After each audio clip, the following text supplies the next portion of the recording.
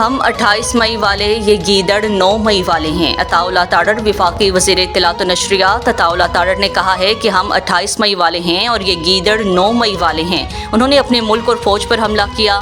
मुस्लिम league नून youth coordinator के divisional ज़लई और तहसील के अहदेदारान के इजलास से खिताब में PTI पर तनकीद करते हुए वफाकी वज़ीर इत्तलात व नशरियात अताउल्लाह ताड़ड़ ने कहा है कि उन्होंने अपनी सियासत की खातिर मुल्क के दिफाई इदारों और शोहदा की यादगारों पर हमला किया। उनका कहना था कि उन्होंने जब नुकसान पहुंचाया अपने ही मुल्क को पहुंचाया।